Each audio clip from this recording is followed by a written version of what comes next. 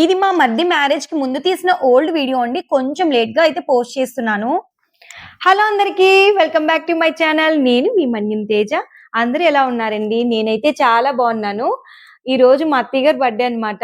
So, నేనైతే రవ్వ cake చేద్దాం అనుకుంటున్నానండి.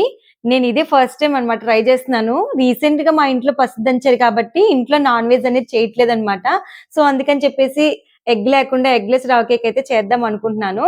సో, ట్రై చేద్దాము. కేక్ ఎలా వస్తుంది ఏంటి అనేది. సో, వీడియో ఎక్కడ స్కిప్ చేయకుండా కంప్లీట్‌గా చూడండి. ఫస్ట్ టైమ్ నా ఛానల్ చూసినట్లయితే సబ్స్క్రైబ్ చేయండి. సో, కేక్ ప్రాసెస్‌లోకి అయితే వెళ్ళిపోదాము. ముందుగా ఒక గిన్నె తీసుకొని దీనిలో ఒక టీ స్పూన్ ఆయిల్ వేసి బాగా స్ప్రెడ్ చేయండి. ఆ తర్వాత మైదా వేసి బాగా డస్ట్ చేసి పక్కన పెట్టేసుకోండి. ఇప్పుడు మిక్సింగ్ బౌల్‌లో అరకప్పు ఆయిల్ వేసుకోండి.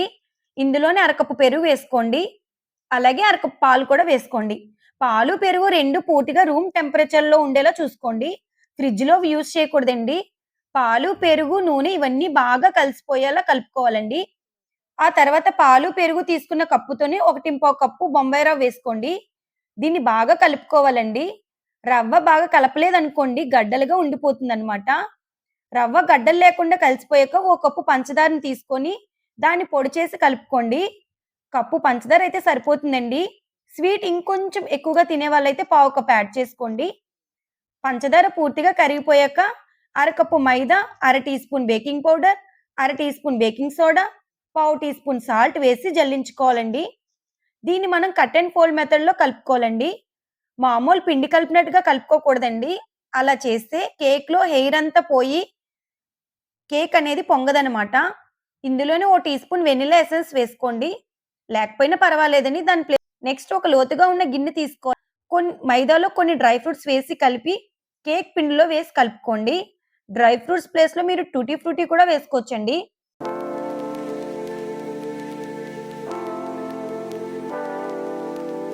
నెక్స్ట్ ఒక లోతుగా ఉన్న గిన్నె తీసుకోవాలండి. దళసరిగా ఉండాలి అడుగనేది.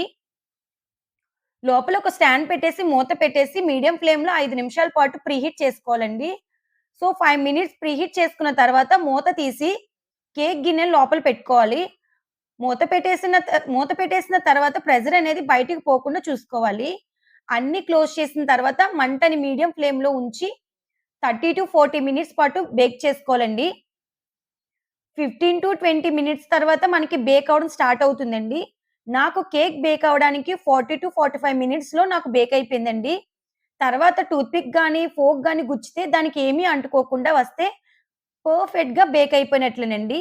ఇప్పుడు మనం స్టవ్ ఆఫ్ చేసుకొని గిన్నెని పక్కకు తీసుకోవాలి. దీన్ని కంప్లీట్‌గా చల్లారిపోయిన తర్వాత ఎడ్జెస్ అనేది స్క్రాప్ చేసుకొని పైన ప్లేట్ పెట్టేసి రివర్స్‌లో బోర్లిస్తే కేక్ ఈజీగా వస్తుంది. ఫస్ట్ టైమ్ రవ్వ కేక్ చేశానండి. అస్సలు ఎక్స్‌పెక్ట్ చేయలేదు. టేస్ట్ అయితే చాలా బావుందండి. ఇలా ఈజీగా రవ్వ కేక్ ట్రై చేయండి.